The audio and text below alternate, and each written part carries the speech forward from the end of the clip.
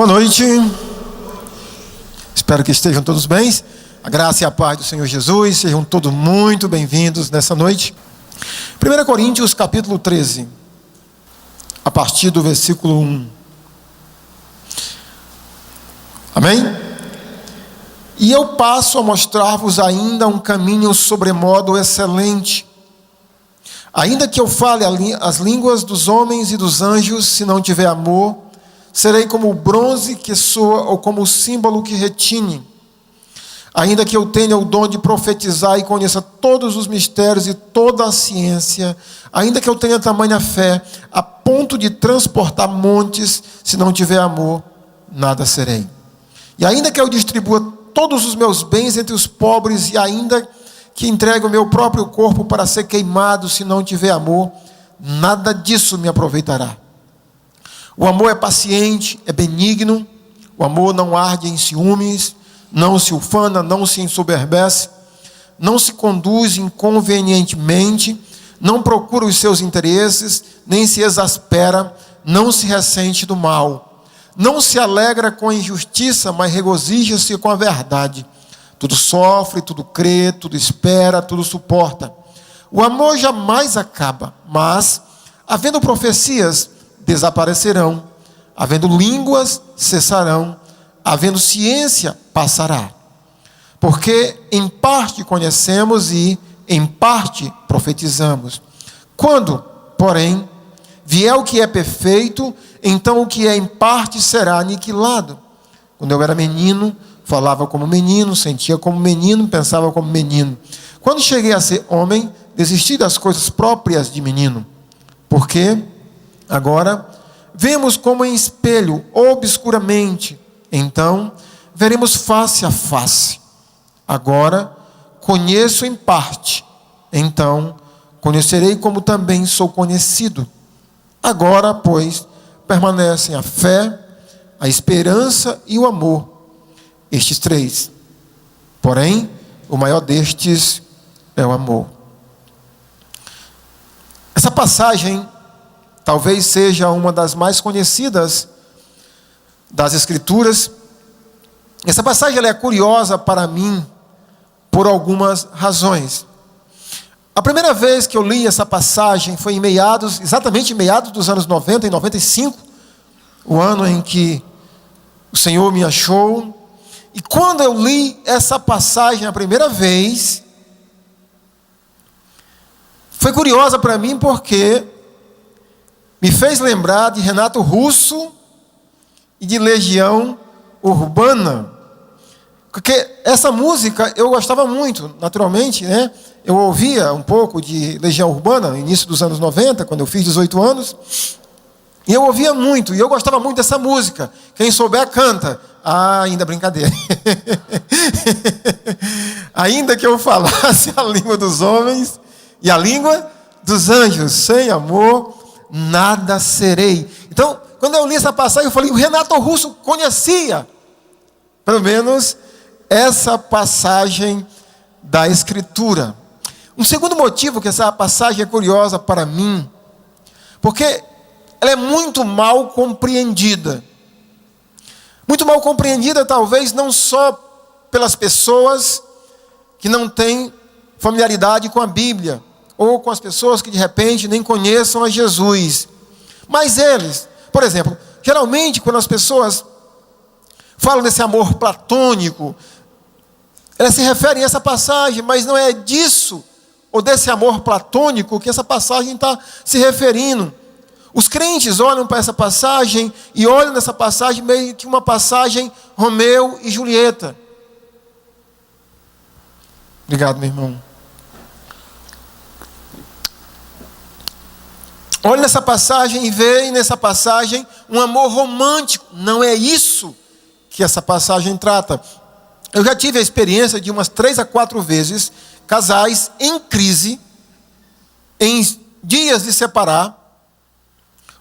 Geralmente, eu já ouvi de várias irmãs em Cristo, mulheres, elas chegam para mim com lágrimas nos olhos, já chegaram, e com essa passagem aqui, pastor, eu não amo mais o meu marido, ele aprontou tanto, que eu não amo mais. E como é que fica, pastor? 1 Coríntios 13 que diz que o amor jamais acaba. Mas não é disso, não é desse amor romântico que essa passagem está tratando. E um terceiro motivo que essa passagem ela é curiosa para mim, é o motivo pelo qual ela está aqui, ou o contexto no qual ela está inserida. O livro, a epístola de 1 Coríntios, a partir do capítulo 12, até o final do capítulo 14, o apóstolo Paulo está tratando de um negócio chamado dons na igreja. E ele fala o capítulo 12 todinho sobre os dons, sobre a unidade da igreja, como esses dons deveriam ser utilizados pela igreja. Mas quando chega no versículo 1, Paulo introduz a questão do amor. No capítulo 14, ele volta novamente a falar sobre os dons especificamente. E ele fala sobre as funções dos dons na igreja. Para que serve cada dom? Qual a sua importância? E me pergunto, mas o que tem a ver o amor com tudo isso? O amor do qual Paulo está tratando. Paulo colocou aqui, planejadamente, como um escritor bom que era, sabendo que esse amor que Paulo está tratando é um amor sacrificial, um amor no qual, eu nem sabia desse detalhe, nesses dias estudando sobre essa passagem, que vim saber, a literatura grega secular basicamente não usa essa palavra que Paulo usa aqui, que é a palavra ágape. Esse amor sacrificial, esse amor racional, se é que a gente pode chamá-lo assim, esse amor que toma a iniciativa, esse amor que a igreja precisa ter por ela mesma, ou seja, o amor que cada cristão deveria sentir pelo seu semelhante, e mais especificamente, pelo seu semelhante que também é um cristão. Aqui amemos uns aos outros. É disso que o apóstolo está tratando aqui nessa passagem. E no versículo 1 ele começa naturalmente ligando o versículo 31 ao que ele vai falar no capítulo 13. Ele começa dizendo: e eu passo a mostrar-vos ainda um caminho sobremodo excelente. Quando a gente lê essa sentença do apóstolo, a gente não liga ao versículo 31 do capítulo 12, quando ele diz: entretanto, procurai com zelo os melhores dons. E naturalmente, quando ele olha para a igreja e escreve isso para a igreja, ele diz: entretanto, procurai com zelo os melhores dons. Talvez, se ele estivesse pregando e ele não dissesse mais nada, os membros o perguntariam: qual é o caminho então que eu posso procurar os dons? Qual é o melhor caminho?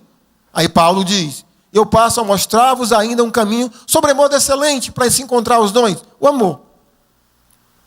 Então, queridos, nós temos aqui no argumento do apóstolo Paulo, nesses 13 versículos, nós temos 3 argumentos que Paulo nos mostra por que o amor é o mais importante para a vida de um cristão.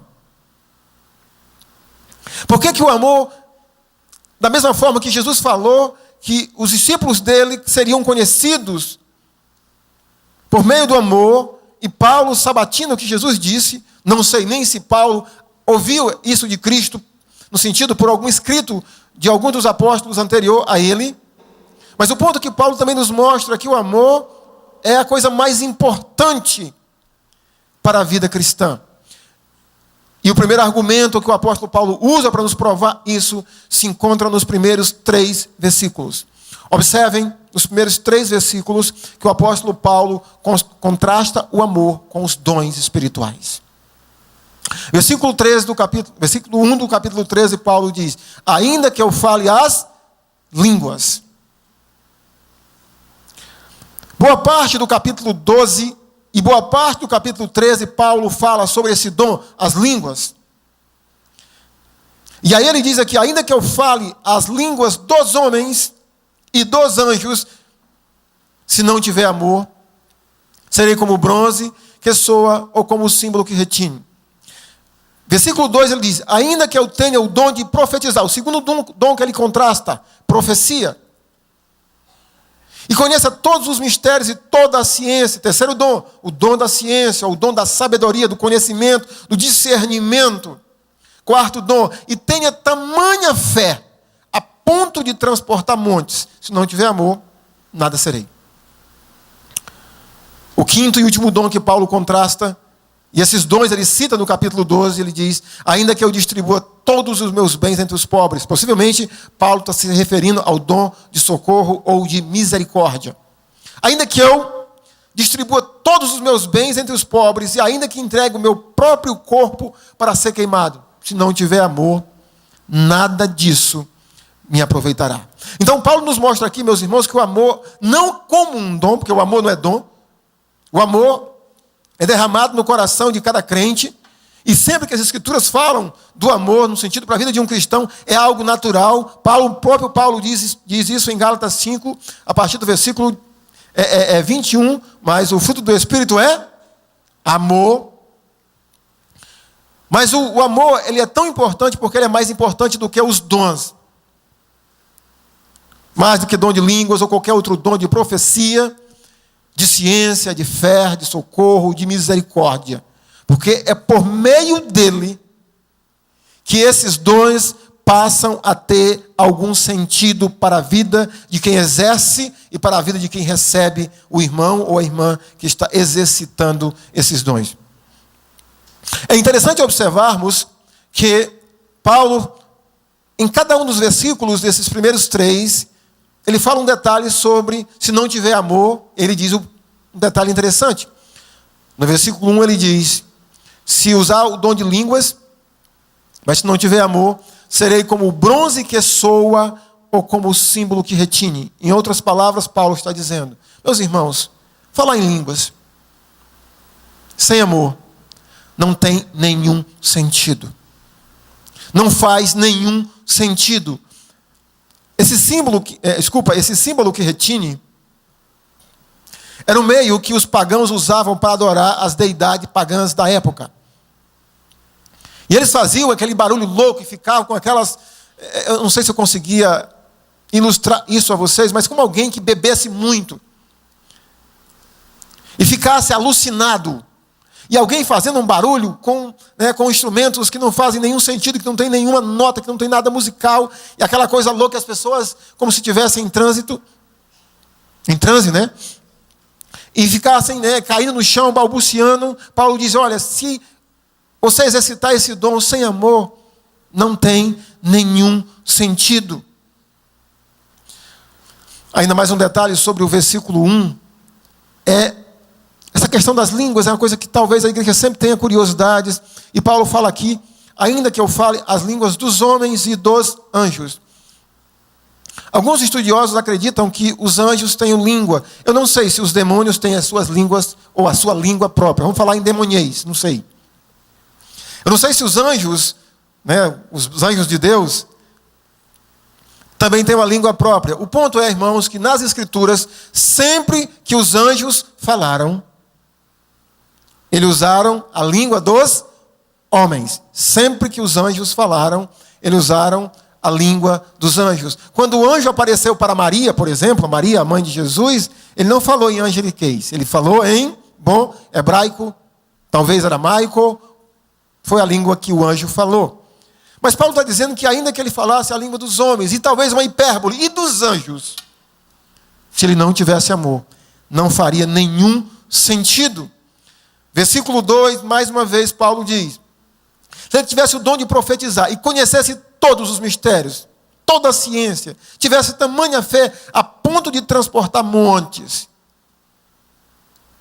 sem amor, nada serei. É como se não tivesse nenhum propósito a vida de um cristão sem amor. E a terceira frase, depois que ele fala sobre se tivesse o dom de dar tudo o que ele tivesse aos pobres, queimar o seu próprio corpo como mártir,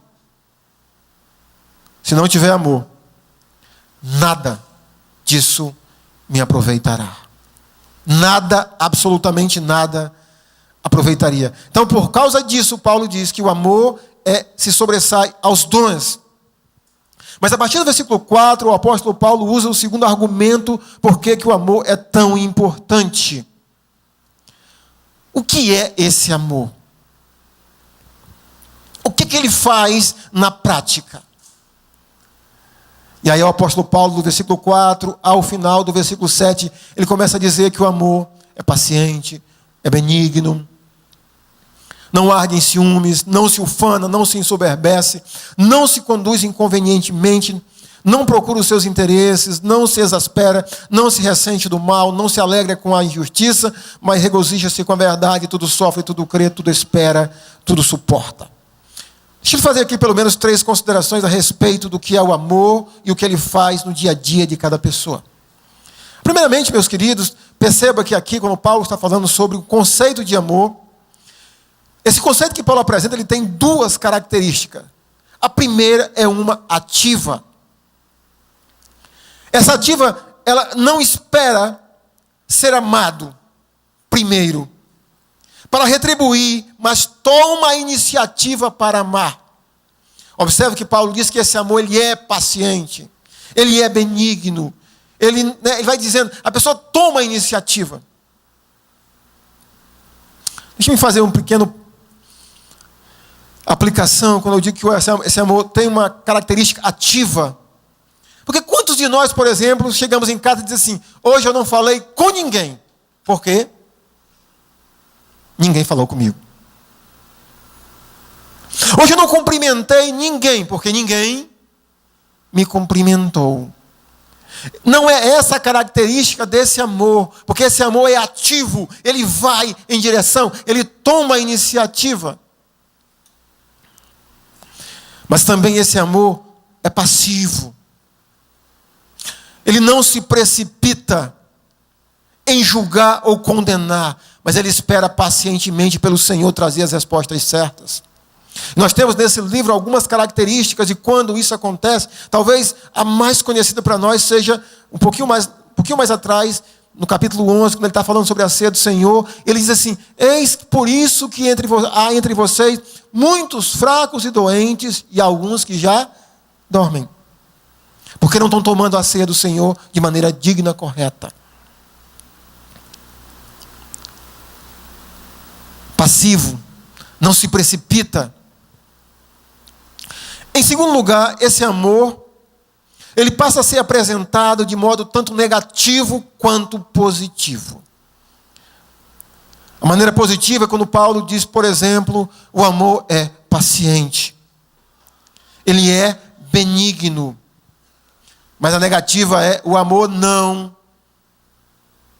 arde em ciúme, não se ufana, não se ensoberbece, não se conduz de maneira inconveniente, não procura os seus interesses, não se exaspera, não se ressente do mal, não se alegra com a injustiça, mas regozija-se com a verdade. Novamente positiva, tudo sofre, tudo crê, tudo espera, tudo suporta. Meus irmãos, quando Paulo está definindo aqui amor para esses irmãos, tanto de maneira positiva como negativa, é possível que Paulo estivesse lembrando esses irmãos que eles não estavam fazendo isso, primeiramente, na hora de procurar o dom que, de fato, eles iriam exercer da maneira pela qual Deus gostaria que eles exercessem. Eles queriam procurar o dom que lhes dessem mais glória, mais vanglória. Quando Paulo diz que o amor não se conduz inconvenientemente, alguns irmãos dessa igreja faziam isso, por exemplo, na hora de tomar a ceia do Senhor. Quando Paulo diz que o amor não se ensoberbece, possivelmente Paulo estava lembrando a esses irmãos que eles estavam orgulhosos, ensoberbecidos, por exemplo, no capítulo 5 dessa mesma epístola, quando havia pecado entre eles e eles não faziam nada para corrigir, porque faltava amor. O amor não faz, ou o amor faz.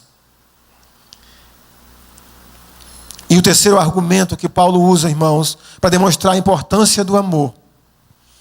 A partir do versículo 8 ele diz, o amor jamais acaba. Deixa eu lhe dar uma pequena explicação sobre essa frase. Talvez alguns de vocês ainda tenham esse dilema.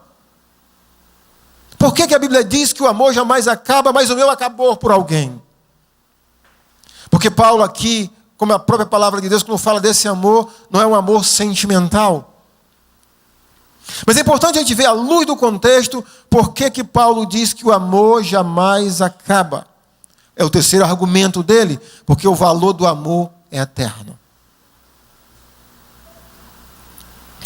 Na última música, eu estava procurando uma passagem, e eu achava que estava em Isaías, e o Marinhos perguntou assim, é tu que vai pregar? Eu vou falar que nem o Marinhos fala. Eu falei, é. E tu está preparando a mensagem agora? Eu falei, é. Porque eu estava atrás dessa passagem para falar um pouco sobre como o Novo Testamento, o Antigo Testamento fala sobre a eternidade do amor. E eu achava que essa passagem estava em Isaías, mas está em Jeremias 31, 3. Com amor eterno eu te amei. Ela tem uma importância, era para a gente se lembrar sempre disso. Porque sempre que a Bíblia fala desse amor que vem de Deus para comigo e para com você, nunca começou hoje. Nunca começará amanhã. Esse amor começou quando? Na eternidade. O Antigo Testamento fala disso, Jeremias fala disso, Isaías fala disso. Eu te escolhi. Mesmo sabendo isso, eu te escolhi. O Novo Testamento, Paulo fala muito disso. Um pouco mais atrás, aqui no livro de Romanos, capítulo 8, Paulo diz assim, que diremos a respeito destas coisas? Se Deus é, quem será contra nós? Aquele que não poupou o seu próprio filho, mas antes por amor a nós todo entregou. E ele começa a falar sobre a eternidade do amor, passado, presente e futuro. E ele conclui, nada nos separa do amor de Deus. É disso que Paulo está dizendo, que o amor jamais acaba. Esse nível de amor, esse amor de decisão, esse amor sacrificial que cada crente deveria ter no seu coração, porque ele recebeu e recebe a cada momento da sua vida. Então, queridos irmãos, o valor eterno do amor, por isso que Paulo diz, o amor jamais acaba. E observe que ele não está falando de um amor sentimental, de um homem pela uma mulher. Porque no final do capítulo 13, final do versículo 13, ele vai dizer por que o amor jamais acaba. Porque ele diz assim, no versículo 13, agora, pois, permanecem a fé, a esperança e o amor. E o maior destes três é o amor. Por que o amor é o maior dos três? Porque ele jamais vai acabar. Ele sempre vai existir, porque Deus é amor, e Deus nos amou no passado, no presente e no futuro, e sempre vai nos amar. E nós precisamos sempre amar também a quem Deus quer que a gente ame. Mas voltando aqui, queridos, o ponto do apóstolo é quando ele diz que o valor do amor é eterno e ele jamais vai acabar. Desde quando Deus nos amou e até quando Deus nos amará. E mais uma vez, queridos, Paulo aponta para a gente sobre a eternidade do amor. Ele contrasta mais uma vez com os dons. Versículo 8 ele diz, o amor jamais acaba, mas havendo profecias, vai desaparecer. Havendo línguas, vão cessar. Havendo ciência, vai passar. Porque em parte conhecemos e em parte profetizamos. Quando, porém, vier o que é perfeito, então o que é em parte será aniquilado. Quando eu era menino, falava como menino, sentia como menino, pensava como menino. Quando cheguei a ser homem, desisti das coisas próprias de menino. Porque agora vemos como em espelho, obscuramente, então veremos face a face. Agora conheço em parte, então conhecerei como também sou conhecido. Vou fazer uns 2 comentários a respeito dessa passagem, que parece às vezes um pouco difícil de compreensão. O que o apóstolo está dizendo? O amor tendo essa eternidade em frente, tanto passado como presente para nós. O amor é além do tempo. Além dos dons, porque os dons têm uma validade. Um dia eles vão cessar. Eles não vão mais ser preciso que nenhum de nós exerçamos nenhum dom. Um dia. Mas o ponto é quando que vai ser esse dia. Essa passagem às vezes ela é difícil porque às vezes cada linha teológica quer tomar para interpretar aqui do seu jeito, né, colocando, né, puxando a brasa para a sua sardinha. Mas o que Paulo está dizendo aqui, meus irmãos? Paulo está se referindo ao hoje e o futuro com a volta de Jesus Cristo. Quando ele diz, quando em parte conhecemos, em parte profetizamos, porque tudo que nós sabemos hoje, tudo que nós conhecemos, o cientista mais brilhante,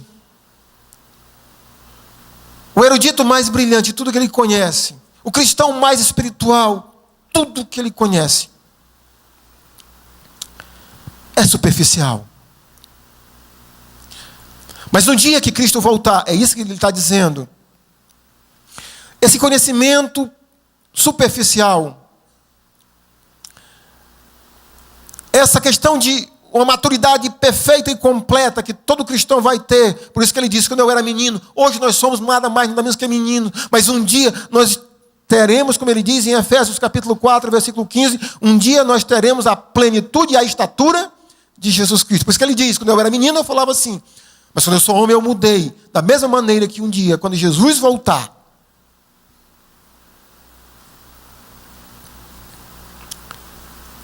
a nossa mente vai ser outra. O nosso conhecimento vai ser outro. Porque nós, então, veremos Jesus face a face. É isso que ele está dizendo quando ele diz, porque agora eu conheço em parte. Quem que eu conheço em parte? Eu conheço Deus em parte. Você conhece Deus em parte.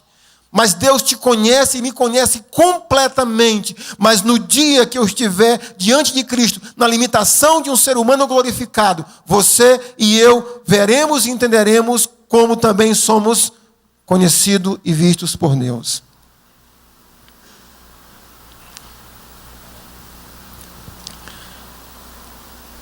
E o terceiro ponto, irmãos, a respeito do porquê da eternidade do amor, quando Paulo diz, porque agora permanecem a fé, a esperança e o amor. Estes três, porém, o maior destes é o amor. Talvez você pergunte, pastor, por que que o amor é maior do que a fé? Por que que o amor é maior do que a esperança? E por que que o amor é o maior de tudo isso? Muito simples, irmãos. Porque como Paulo está dizendo que o amor é eterno, ele existe de eternidade passada e vai continuar existindo de eternidade futura. A fé, você e eu só iremos usá-la e exercitá-la aqui. Se você lembrar o conceito de fé em Hebreus 11:1, vê se você lembra comigo. A fé, pois, é a certeza de coisas que se esperam e a convicção de fatos que não se veem. Um dia nós não precisaremos mais. Ou seja, quando Cristo voltar, quando o que é perfeito voltar, nós não precisaremos mais de fé. Um dia, nós não precisaremos mais de esperança. Isso que eu acabei de lhes falar, da volta de Cristo, de um corpo glorificado, de um ser humano semelhante a Jesus Cristo, isso é esperança. O que nós temos a respeito da volta de Cristo, que Ele vai voltar para nos buscar, isso é fé e esperança. Mas um dia não vai ser mais preciso ter esperança. Mas Paulo está dizendo que o amor é o mais importante, porque o amor, mesmo no céu, vai ser preciso ter amor. Vai continuar existindo amor.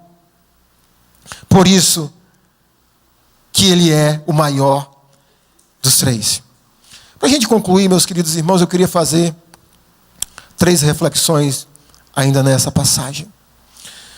A primeira reflexão, quando eu meditando nessa passagem durante esses dias, me veio uma coisa bem interessante, que aponta um pouco para aquilo que o pastor Marcos falou no domingo passado, quem lembra, sobre a crise de amor que a igreja vive. É claro que isso não é de hoje, mas muito mais grave hoje. E a pergunta é, por que que eu não tenho nenhum ministério na igreja?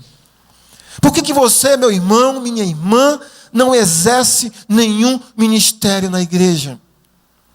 Ao fazer essa pergunta, talvez você responda assim, pastor, porque eu não sei qual é o meu dom. Mas à luz da Escritura e à luz dessa passagem, você não serve, você não tem nenhum ministério, porque você está amando muito pouco. Porque Paulo nos diz que o caminho para procurar o dom, não é procurar o dom, é procurar o amor. Quando a gente ama, Quando a gente ama o nosso irmão e entende que ele depende, que ele precisa das nossas contribuições para a vida dele, o restante se tornará muito mais fácil. Portanto, meu irmão, minha irmã, essa passagem serve para você fazer um exame.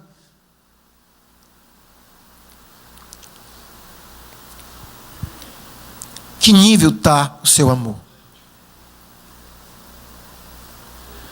Se você não está ministrando, se você não está servindo, se você não está envolvido na sua igreja, é porque você tem amado muito pouco. Uma segunda reflexão que eu queria também fazer, é uma coisa, parece-me que muito, agora, desse último século, agora dos anos 2000, é a questão dos sem igreja. Nós temos alguns fenômenos que ajudam a esse fenômeno que estamos vivendo das pessoas sem igreja, das pessoas que estão vindo, das pessoas que estão indo, mas das pessoas que não estão em nenhuma igreja. E talvez você se enquadre nisto.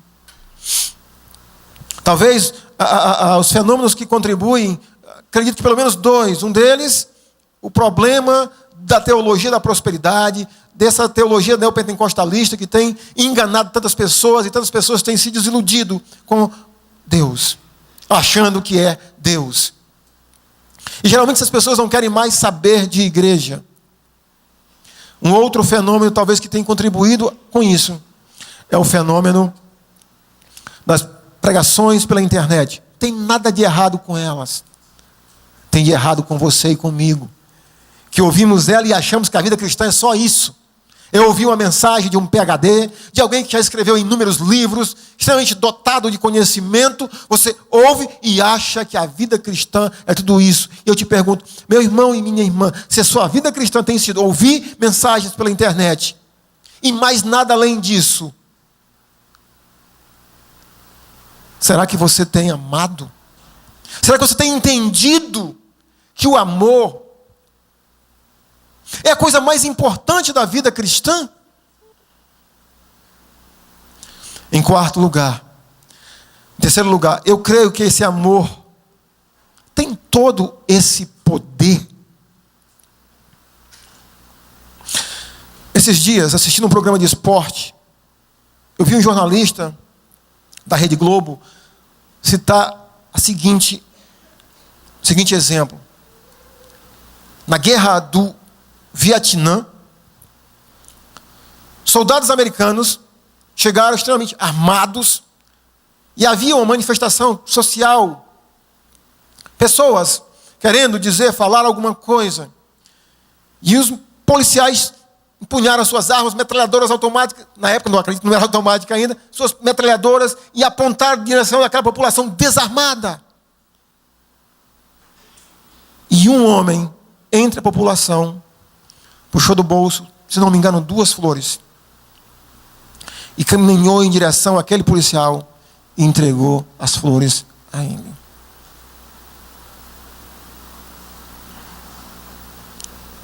O policial, aliás, o militar, perdeu as forças. Às vezes, irmão, é tão complexo para nós, para mim pelo menos, não sei se você consegue pensar sobre isso. Gandhi, o pacifista indiano, ele acreditava mais no poder do amor do que você e do que eu. Porque Gandhi derrotou o exército mais poderoso do mundo no século XIX, se não me engano, século XVIII, século XIX, sem usar uma arma, usando as regras de Jesus Cristo. Se alguém te ferir numa face, virá outra.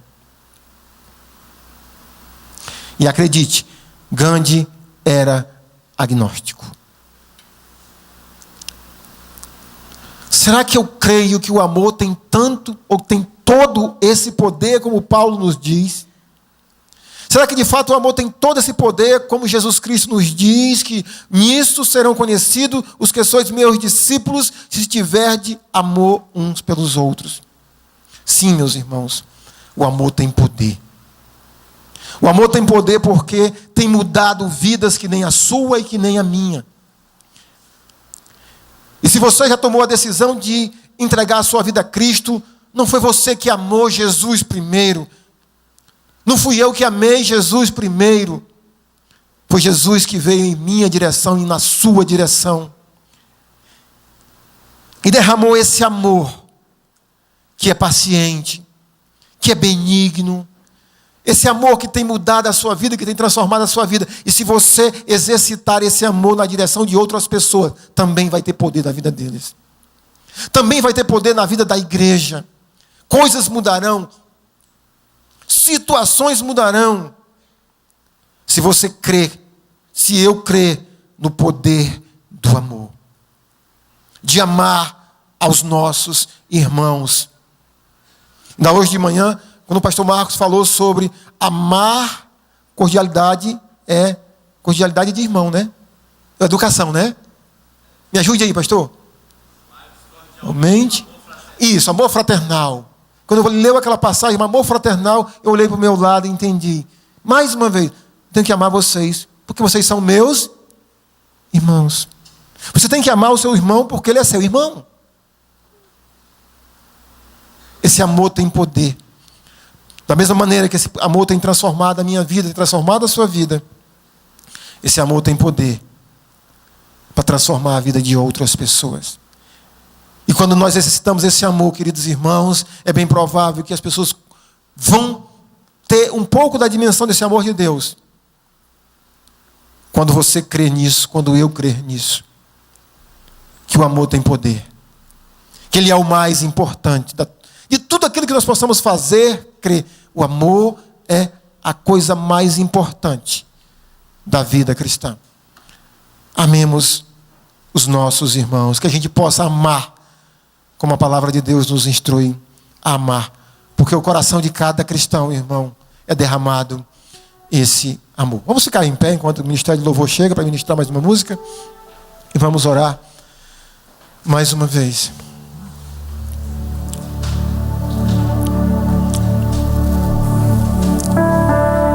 Nosso Deus e Pai, ao meditarmos numa passagem como essa, eu me deparo, meu Deus, com a limitação de uma natureza, de um velho homem, de alguém que pode racionalmente olhar para uma passagem como essa e dizer: isso aqui é utopia, isso não é real. Mas quando ouvimos, meu Deus, tanto por meio da Tua palavra, quanto por meio de exemplos de irmãos em Cristo que viveram em outras épocas,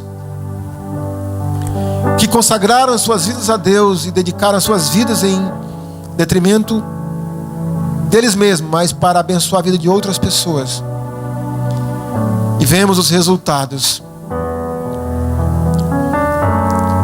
Creio que o novo homem crê no poder do amor neste mundo. Eu quero te pedir, meu Senhor, nesse momento, que o Senhor abra o nosso coração, os nossos olhos espirituais, para que a gente possa, meu Deus, meditar em passagens como estas, e que na Tua igreja, meu Senhor, possa haver maior liberação dessa atitude, não sei se chamaria assim,